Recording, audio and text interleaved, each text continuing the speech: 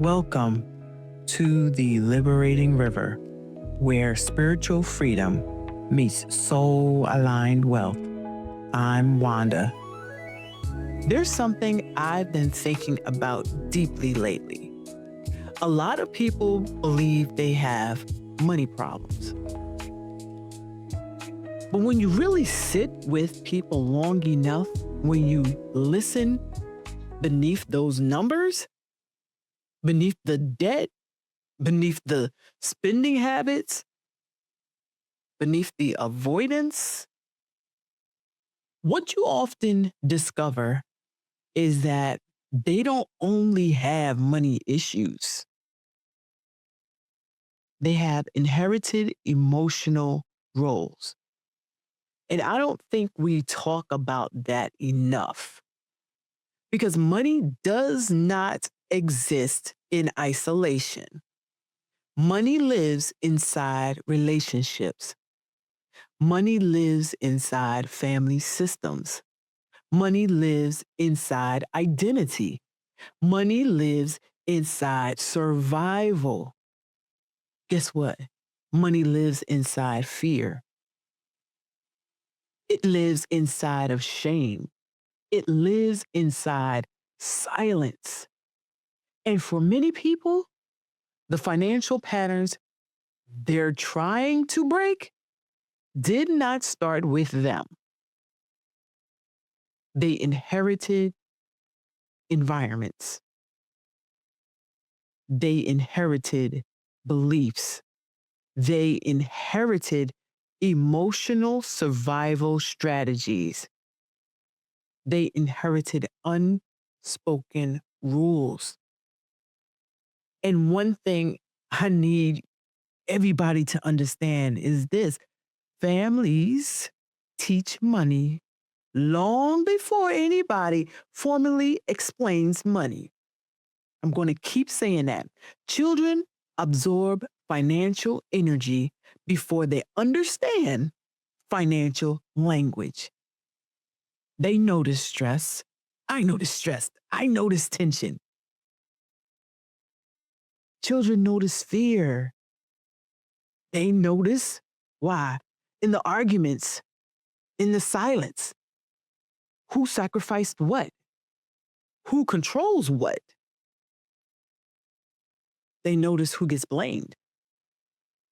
They notice who carries everybody. They notice who avoids responsibility and who is praised for overworking. They notice who is shamed for needing help. Children absorb all of it. And what I additionally realize, that silent peace that they notice sticks with them the most. And I think sometimes people underestimate how deeply family systems shape financial identity. Some people were raised inside of environments where money was constantly tied to fear. I've talked about it. Don't waste. We can't afford that. Money doesn't grow on trees. You've heard it before. Nothing comes easy. People always leave. You have to struggle. We have heard it. And when those messages repeat long enough, you know what happens. They stop sounding like opinions. They begin sounding like truth. That's why two people can earn the exact same salary and experience money completely differently. One person feels grounded, another person feels unsafe. One person spends calmly, another hoards out of fear. One person invests confidently, another sabotages opportunities. Because finances are never just mathematics. Finances are emotional. And I think many people are unknowingly reenacting inherited family dynamics through money. Some people became the responsible one in childhood, and now they feel responsible for everybody financially. Some people became the fixer,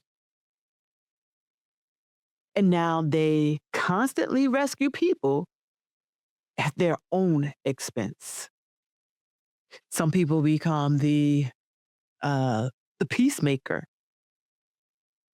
and now they avoid difficult financial conversations because conflict feels dangerous. Some people became the independent one, and you know where that's going. And now asking for support feels humiliating. Some people became the invisible one, and now they struggle to advocate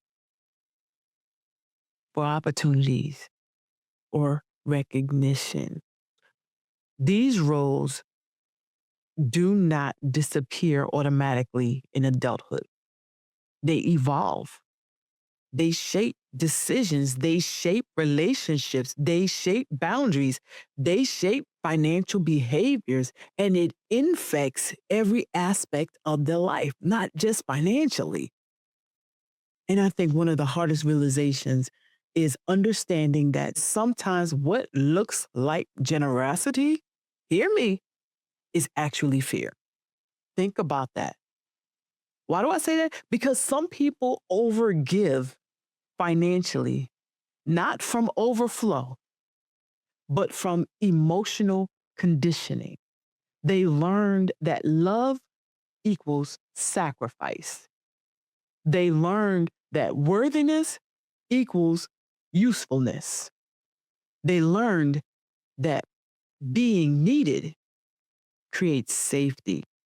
So they overextend, overhelp, overcarry, overfunction. And you know what happens. Let me help you real quick. There's a difference between helping people and becoming responsible for every aspect of their lives. Even scripture talks about each person carrying their own load. That does not remove compassion. Please don't misunderstand. That has nothing to do with being compassionate. What it does is it restores responsibility and prevents exhaustion. Because you can become emotionally exhausted, mentally exhausted, and of course, financially exhausted. But, and unfortunately, because the family system normalizes overgiving, you, me, we don't recognize the depletion. We have begun to believe that burnout is responsibility. And I need people to hear this carefully. Listen to me carefully. You are not required to destroy yourself to prove love. I'm going to say that again. You are not required to destroy yourself to prove love. That includes financially, that includes emotionally, and that definitely includes energetically. Some of us are carrying entire family systems on our backs while secretly drowning. And because of that, they are labeled as the strong one, or even worse, everybody expects them to be the strong one. That expectation can become extremely dangerous. Dangerous, especially for ambitious people, for, for those first generation wealth builders. Oh my goodness, for the people trying to break cycles. Why? Because one of the loneliest experiences is becoming aware of patterns your family normalized and wanting to do something different. Because once you see it, you can't unsee it. You begin noticing how fear shapes the decisions, how silence shaped communication. How do you communicate? Do you speak up or you just let people talk to you? You begin noticing how survival shaped identity.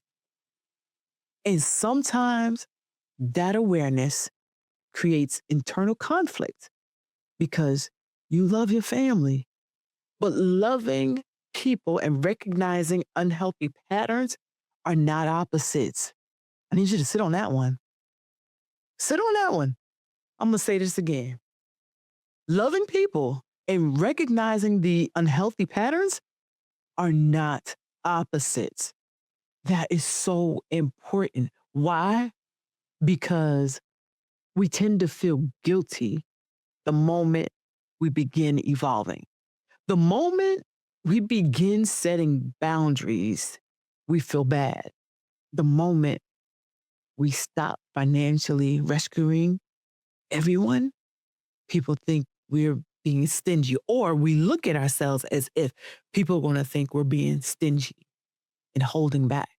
The moment we prioritize peace, we feel bad. The moment we believe we deserve more, we feel bad. And family systems can react strongly when we want to change. This happens because systems like predictability.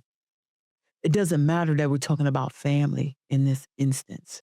But as I said, there are family systems, inherited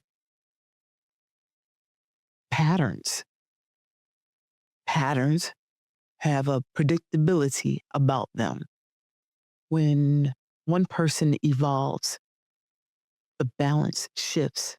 And sometimes people unconsciously pressure you to return to the old version of yourself that made them comfortable. Did you get that? When people see that you're evolving and you're changing, that you're trying to do something new, different, just to better yourself, sometimes the people who knew you the other way, they may, I'm going to say unconsciously, I'm not going to say they purposefully do it. I'm going to say they unconsciously make you feel uncomfortable because they are uncomfortable with the new version of you. Don't allow your movement, your transition, your evolving be affected by other people's comfortability. You have a right to evolve. You have a right to evolve from being the overgiver, from being the rescuer, from being the self-sacrificing one. You can evolve from that. The one always available, the emotionally responsible one. You can evolve from that. You can transition from that. And of course, let's not forget, you can definitely evolve from being the financially dependable one, the one who never says no. Now, I will say this. Now, I understand, life happens. I understand that. People need support. But there's also a difference between temporary support and learned helplessness. But eventually, you have to ask yourself this, and this is what's going to help you decipher if that is your journey to assist or to take a step back. Ask yourself this: am I helping people or am I sustaining dysfunction? That's the hard question you must ask. Stay tuned. To be continued. Coming next week.